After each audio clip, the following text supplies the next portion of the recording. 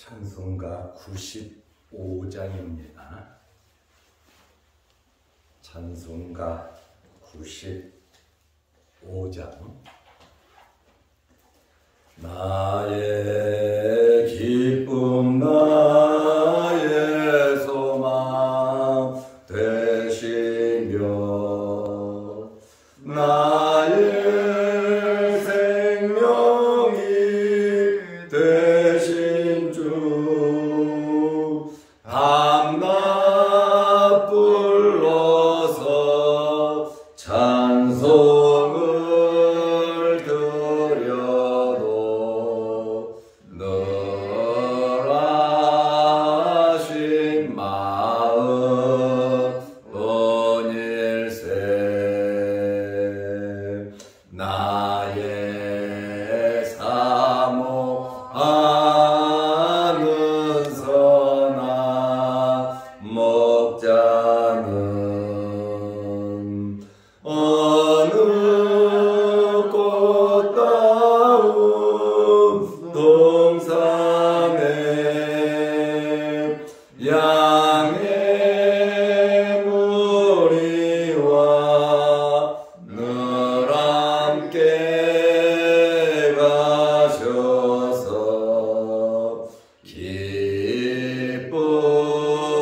기쁨을 함께 하실까. 길도 없이 거친 넓은 들에서 갈 길 못 찾아 애쓰며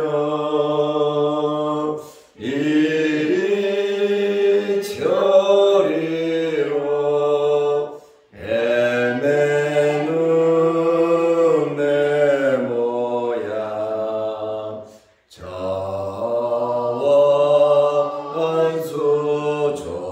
저원수조로 하도다. 주의 자비롭고 화평한 얼굴 모든 천사도 반기며 주의 놀라운 진리의 말씀에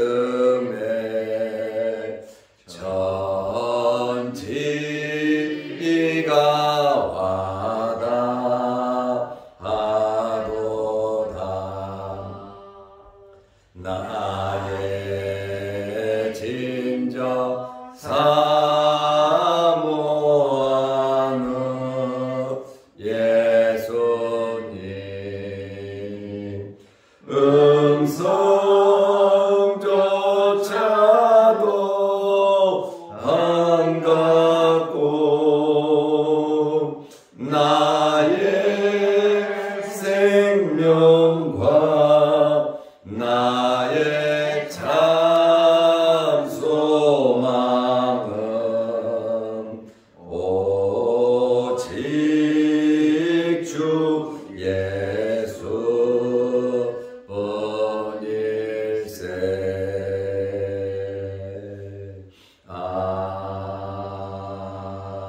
아멘.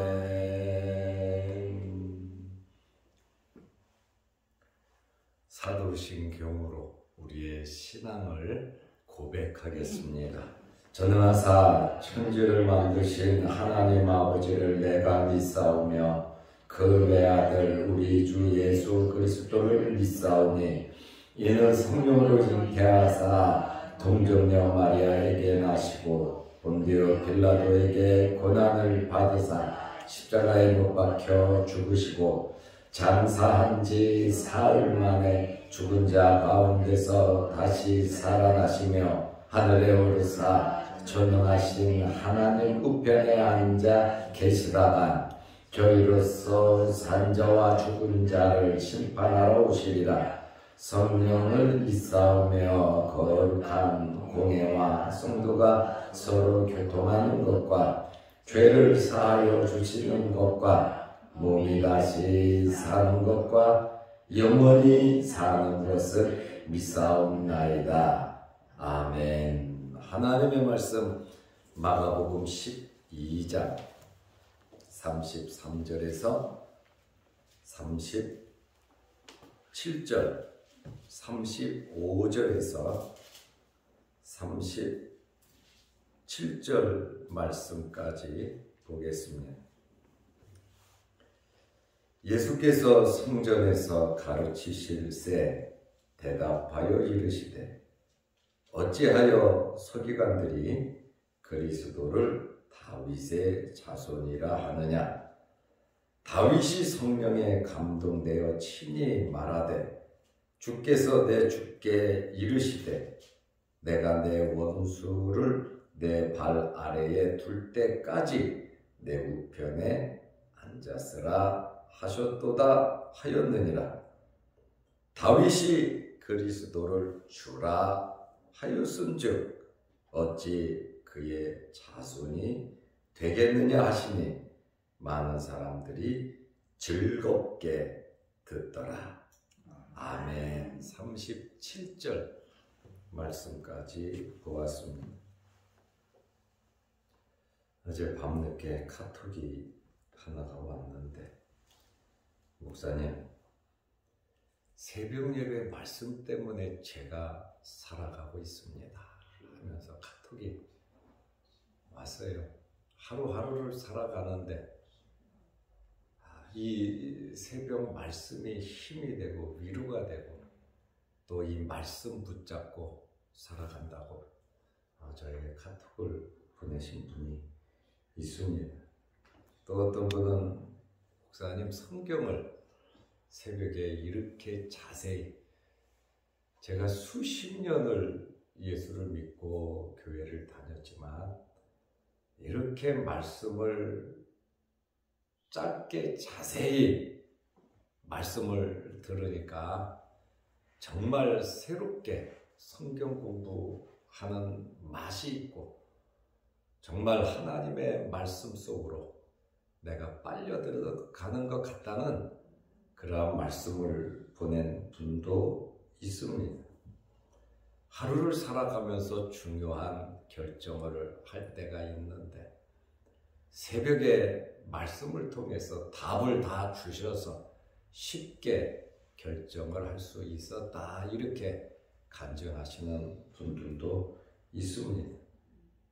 눈물 흘리며 어렵고 힘들게 고통스럽게 지내는데 이 말씀으로 위로받고 말씀 듣고 눈물 흘리면서 하나님의 은혜를 받고 있다고 간증하는 분들도 있습니다. 짧은 말씀이지만 이 말씀은 살아있고 이 말씀에는 능력이 있습니다. 아멘. 이 말씀이 우리의 나그네 인생길에 길잡이가 되고 빛이 되는 말씀이 되고 여러분의 영적인 성숙함이 있으시기를 바랍니다. 아멘. 우리는 마가복음 11장부터 예수님의 공생애, 3년 공생의 마지막 일주일을 살펴보고 있습니다. 예수님의 이 3년에 걸친 마지막 일주일의 공생애는 마태복음, 마가복음, 누가복음, 요한복음, 사복음서에 아주 세밀하게 자세하게 기록이 되어 있습니다. 우리는 하루하루 이 말씀을 보면서 예수님의 행적을 생각하고 예수님의 마음을 알고 예수님 마음속으로 들어갈 수 있는 이러한 신령한 은혜가 있으시기를 바랍니다. 아멘. 지금까지는 마가복음 11장 말씀을 보면 예루살렘에 낙이 타고 올라가시고 무화과나무를 저주하시고 성전을 정결케 하시고 또 성전에 들어가서 많은 논쟁이 있었습니다. 권위에 대한 문제, 포도원 농부의 비유에 대해서, 세금 문제에 대해서, 부활 문제에 대해서, 가장 큰 계명이 뭐냐, 이러한 문제에 대해서 여러 가지 하루 동안에 엄청난 일들이 벌어졌습니다. 지금까지는 예수님께서 화요일날 성전에 올라가셔서 유대 종교 지도자들이 예수님께 질문을 했던 내용들입니다. 바리새인들, 헤롯 당들, 그리고 사두개인들, 서기관들, 예수님을 책잡기 위해서 이런 질문, 저런 질문을 했습니다. 그런데 이제는 예수님께서 질문을 하십니다. 그리스도에 대하여, 메시아에 대해서 이제 바르게 알으라고 하는 그러한 말씀이에요. 지금까지 예수님은 자기 자신을 감추고 계셨어요. 그러면서 메시아로서의 사역을 3년 동안 하셨습니다.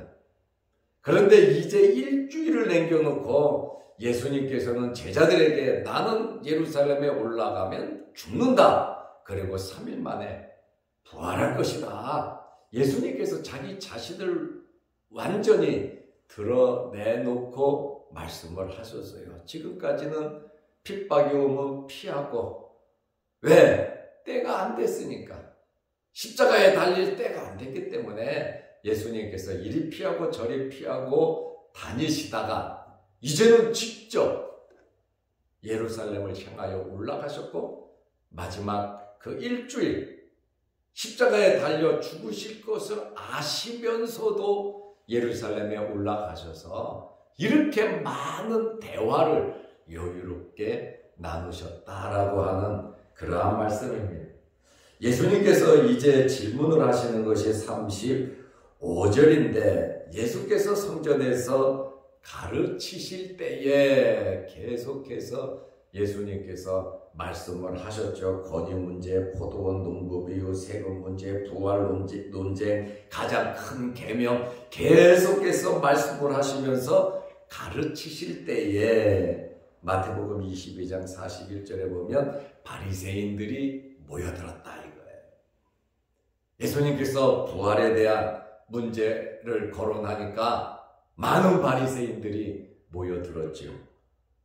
그리고 바리새인들만 모인 것이 아니라 예수님께서 가르치실 때 많은 사람들이 모여 있었습니다.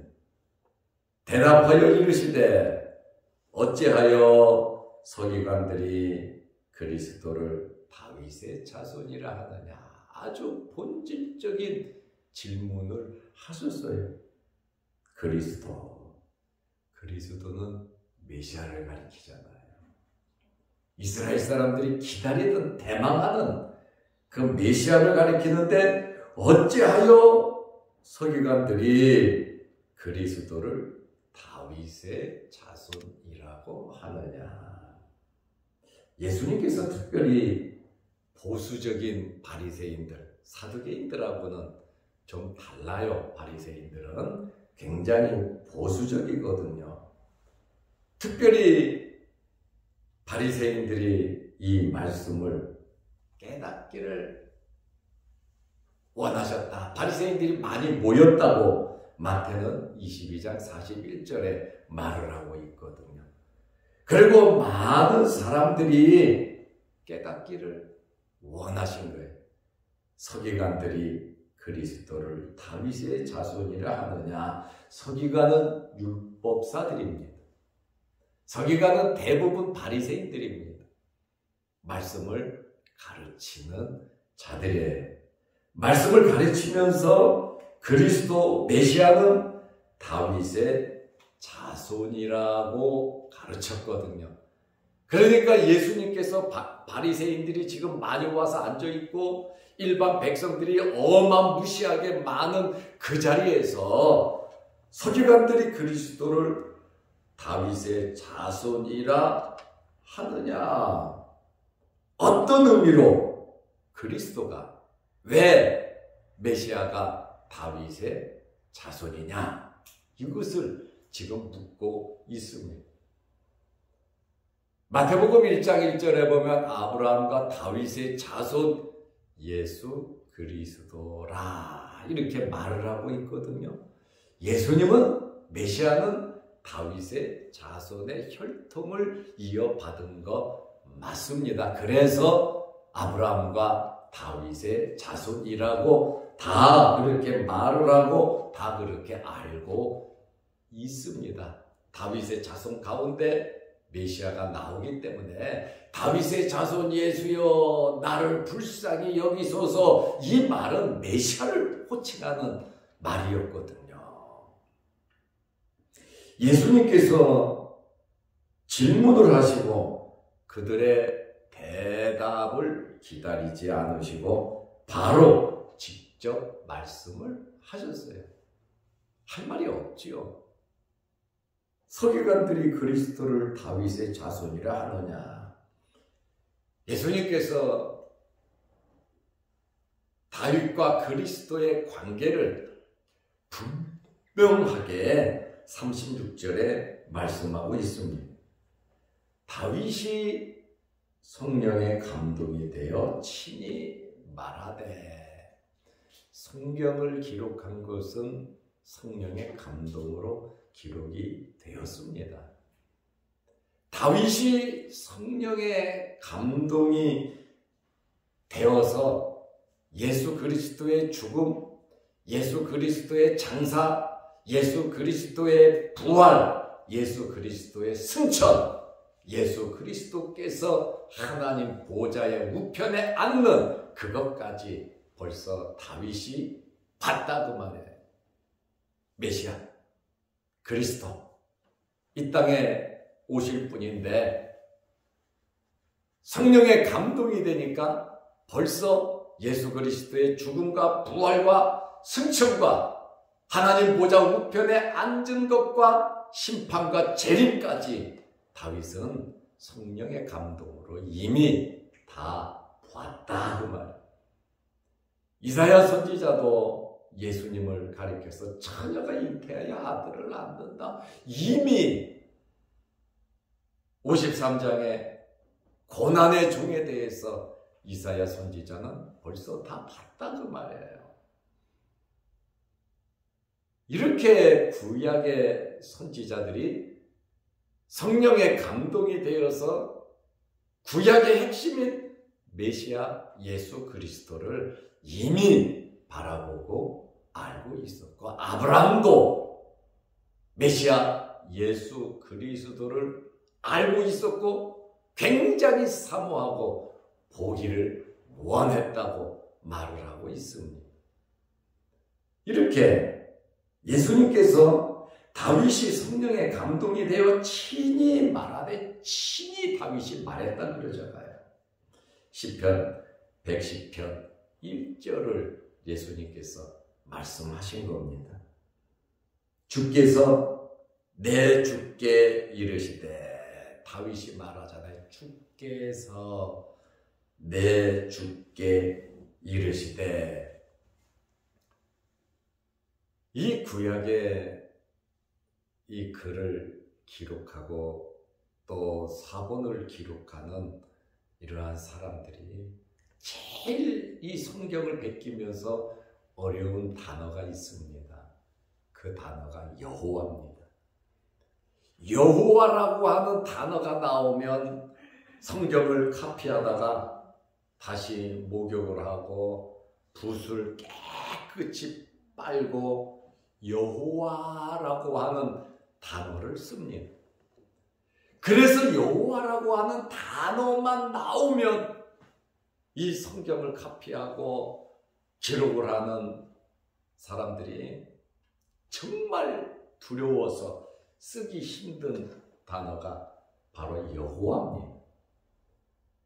그러다 보니까 이 여호와라고 하는 단어를 주, 로드로 바꿔버린 거예요. 대문자 LORD로 바꿔버린 거예요. 대문자라요. 바로 여호와거든요. 주께서, 여기 주께서라고 하는 것은 여호와입니다. 여호와께서 내 주께 이르시되, 내 다윗의 주께 이르시되, 주께서 내 주께 이르시되, 여호와께서 내 주께, 다윗의 주께 이르시되, 내가 내 원수를 내 발 아래에 둘 때까지 내 우편에 앉았으라. 주님께서 하나님 보좌 우편에 앉으라고, 너는 내 원수를 내 발 아래 둘 때까지 내 우편에 앉았으라 하셨도다 하였느니라. 시편 110편 1절의 말씀의 예를 예수님께서 들어서요. 이것은 다윗이 성령의 감동이 되어서 고백한 사실입니다. 성경에 기록되어 있고요. 히브리어로 보면 여호와 라도니라고 하는데, 여호와 주께서, 라도니 내 주께. 벌써 히브리어는 주께서 여호와를 말하고 있습니다. 내 주께 메시아이신 예수님을 가리키고 있죠. 내 원수를 내 발 아래에 둘 때까지 내 우편에 앉았으라. 벌써 부활하시고 승천하시고 내 우편에 앉았으라. 언제까지요? 재림하실 때까지입니다. 내 우편에 앉아 있다가 만왕의 왕으로 재림할. 그러니까 다윗이 예수님보다 1000년 전에 벌써 예수 그리스도를 봤다 그러면 성령의 감동이 되어서, 여기 성령의 감동이 되었다 이렇게 말하죠. 여러분에게도 이런 성령의 감동이 있으시기를 바랍니다. 성경이 성령의 감동으로 기록이 되었기 때문에 우리는 성령의 감동을 받아야 이 말씀의 의미를 바로 깨달을 수가 있는 것입니다. 다윗이 예수님을 뭐라고 고백을 합니까? 주께서 주님으로 고백을 하고 있습니다. 이미 예수님께서는, 메시아는 다윗 이전에 계셨습니다. 삼위일체 성자 하나님이시죠. 말씀으로 우주 만물을 창조하신 분이시고, 구약 성경에 보면 여호와의 사자로 나타난 것이 거의 대부분 예수 그리스도를 가리킵니다. 요한복음 1장 1절에 보면 영원 전에 존재하신 분이라고 예수 그리스도를 말하고 있습니다. 성부 하나님께서 성자 예수님께 우편에 앉으라고 하셨습니다. 다윗은 예수님께서 부활하셔서 원수들을 발 아래에 두시는 것을 바라보았고, 하나님 보좌 우편에 앉으신 것 또한 다윗은 그것을 자기 눈으로 똑바로 보고 시편 110편 1절을 기록을 했고, 예수님께서 야! 메시아가 다윗 이전에 있었고, 다윗이 메시아를 가리켜서 뭐라고 불렀는 줄 아냐? 그리스도를 가리켜서 주라고 불렀다. 이렇게 예수님께서 질문하시고 예수님께서 대답을 하고 계십니다. 이것은 굉장히 놀라운 진리고 놀라운 사건이고 놀라운 말씀이야. 누구도 알 수 없는, 시편은 있었지만 그 시편에 대해서, 시편 110편 1절에 대해서 서기관들이 그것을 몰랐다는 거예요. 그러니까 예수님은 자기 자신을 메시아라고 그러고, 하나님과 나는 하나라 그랬고, 나를 본 자는 하나님을 본 자라, 아버지가 나를 여기에 보냈다고 예수님께서 다 말씀 이미 하셨거든요. 예수님은 다윗의 자손은 맞아요. 그러나 근본적으로 따지고 보면 다윗의 자손이 아니라 다윗의 주님이시다라고 하는 사실을 예수님께서 말씀하고 계십니다. 마가복음 12장 37절에 다윗이 그리스도를 주라 하였은즉, 메시아 그리스도를 주라 하였은즉 어찌 그의 자손이 되겠느냐 하시니, 이 놀라운, 우리는 이미 성경을 많이 알고 있기 때문에 이 사실에도 맞는 말씀이야 하고 오케이 하고 동의를 하지만, 이 당시의 사람들은 기절초풍할 노릇이죠. 그러나 예수님께서 말씀을 기록하신 분인데, 말씀으로 창조하신 분인데, 말씀이신 분인데 말씀을 모르실 리가 있습니까? 마귀 사탄이 시험할 때 말씀으로 다 물리치셨잖아요. 오늘 예수님께서 정말 놀라운 진리의 말씀을 많은 바리새인들 앞에서 일반 백성들이 엄청나게 모인 그 성전에서 많은 교훈을 하시면서 아주 교훈의 하이라이트를 예수님께서 말씀을 하신 거예요. 그리스도는 다윗의 자손이 아니다. 다윗이 그리스도를 주라고 고백을 했고, 이분은 하나님 보좌 우편에 원수들을 다 지옥에 멸할 때까지 하나님 보좌 우편에 앉아 계실 분이다. 그러니 벌써 다윗은 예수님의 죽으심과 예수님의 부활과 승천과 하나님 보좌 우편, 그리고 심판과 재림까지 다 내다보고 있었다는 것을 우리가 알 수 있습니다. 구약의 성도들이, 구약의 선지자들이 이러한 말씀을 기록하면서 누구를 바라보고 기록했습니까? 메시아 예수 그리스도를 바라보고 기록을 한 것입니다. 이러한 예수님의 말씀을 듣고 많은 사람들이 즐겁게 듣더라. 즐겁다. 주님의 말씀을 들으니까 벙 뚫린다는, 시원하다는 거예요. 서기관들이 가르치는 것과는 다르다는 거예요.